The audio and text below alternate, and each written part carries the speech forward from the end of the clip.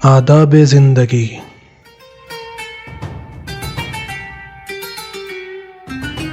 آداب خانیداری، سفر کے احکام، لباس کے آداب اور بھی دیگر آداب جاننے کے لیے دیکھیے تہذیب الاسلام۔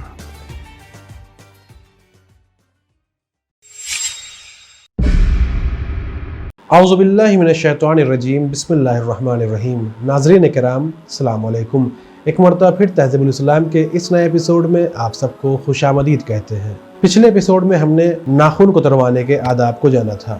آج کے اس ایپیسوڈ میں بال، ناخن اور جو چیزیں لائق دفن ہیں ان کے دفن کرنے کے آداب کے بارے میں جانیں گے۔ حضرت امام جعفر صادق علیہ السلام سے منقول ہے کہ آیے الم یجعل الارض کفاتا احیاء و امواتا، کیا ہم نے زمین کو زندہ و مردہ کے مجتمع و پنہا ہونے کا مقام نہیں بنایا؟ اس آیت کی تفسیر میں حالت زندگی میں پنہا ہونے سے مراد بال و ناخن کا دفن کرنا ہے۔ حدیث معتبر میں حضرت امیر المومنین علیہ السلام سے منقول ہے کہ حضرت رسول خدا صلی اللہ علیہ وآلہ وسلم نے ہمیں 4 چیزوں کے خاک میں چھپانے کا حکم دیا ہے: بال، دانت، ناخن اور خون۔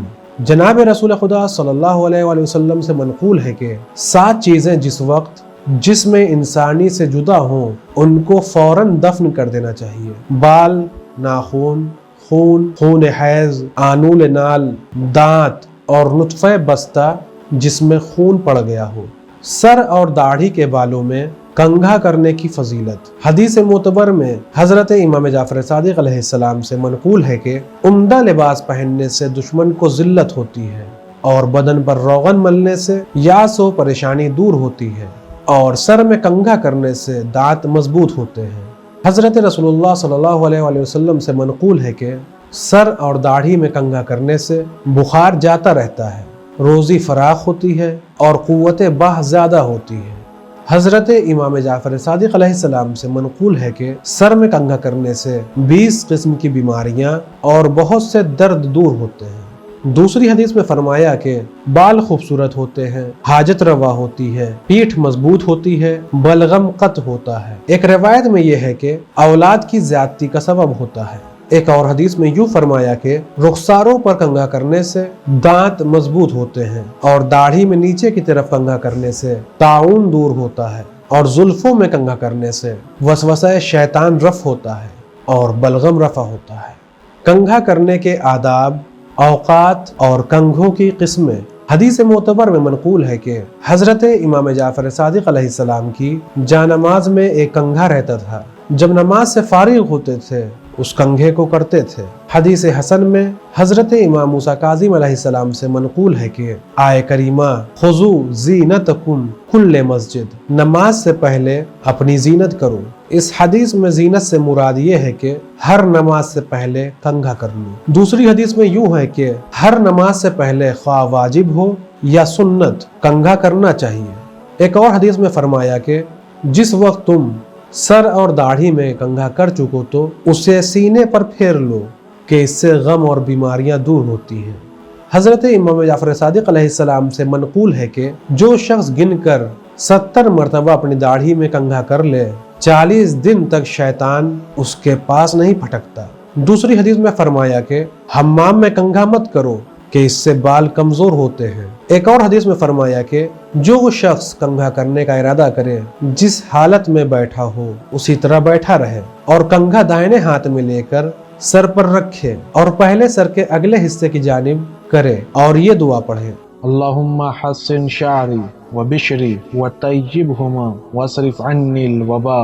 یا اللہ میرے بال اور چہرے کو خوبصورت کر اور پاکیزہ کر اور مجھ سے وبا کو دور کر۔ اس کے بعد سر کے پچھلے حصے میں کنگھا کرے اور یہ دعا پڑھے: اللہم لا تردنی علی عقبی واصرف عنی قید الشیطان ولا تمکنت تیاری فیردنی علی عقبی۔ یا اللہ مجھے پچھلے پاؤں مت لوٹا اور مجھ سے شیطان کے مکر کو دور کر، اور اس کے ہاتھ میں میری باگ مت دے کہ وہ مجھے مرتد بنا دے۔ اس کے بعد دونوں بھاؤں پر کنگھا پھیرے اور یہ کہے: اللہم زین بزینت الہدی یا اللہ مجھے ہدایت کی زینت سے مزید فرما۔ پھر داڑھی میں اوپر سے نیچے کی طرف کنگھا کرے، پھر کنگھے کو سینے پر ملے اور یہ کہے اللہم شرح عنی الغموم ورحشت الصدور ووسوسۃ الشیطان۔ یا اللہ مجھ سے گزشتہ اور آئندہ کا رنج، دل کی پریشانی اور شیطان کا وسوسہ دور کر۔ بعد اس کے داڑھی میں نیچے سے اوپر کی طرف کنگھا کرے اور سورہ انا انزلنا پڑھتا جائے۔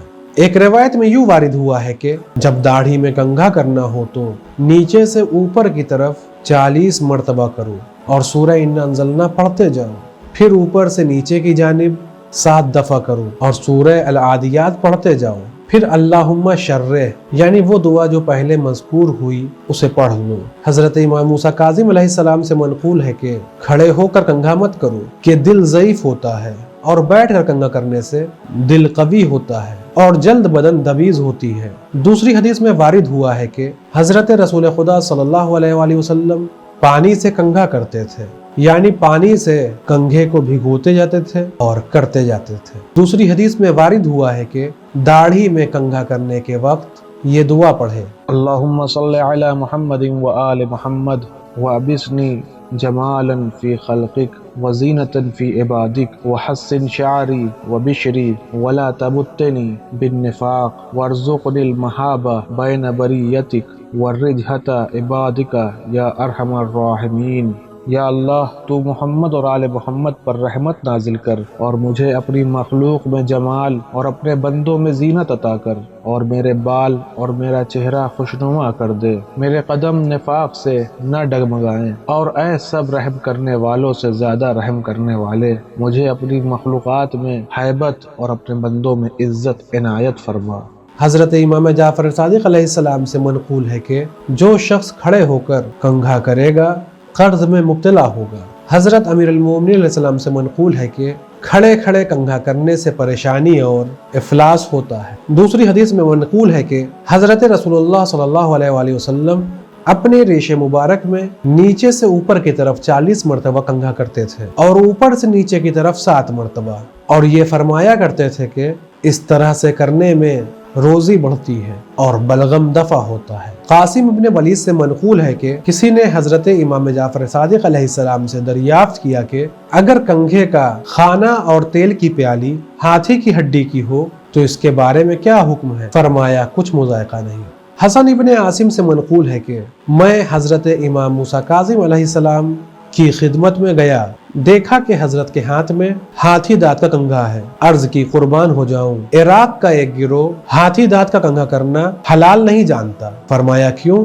میرے والد کے پاس تو 1 یا 2 کنگھی ہاتھی دانت کی ہی تھی۔ پھر فرمایا کہ ہاتھی دانت کا کنگھا کیا کرو کہ اس سے بخار جاتا رہتا ہے۔ بہت سی حدیثوں میں وارد ہوا ہے کہ ائمہ علیہم السلام ہاتھی دانت کا کنگھا کیا کرتے تھے۔ ایک روایت میں حضرت امام جعفر صادق علیہ السلام سے منقول ہے کہ خالص چاندی کا کنگھا یا اور کسی قسم کا کنگھا جس پر چاندی جڑی ہو کرنا مکروہ ہے۔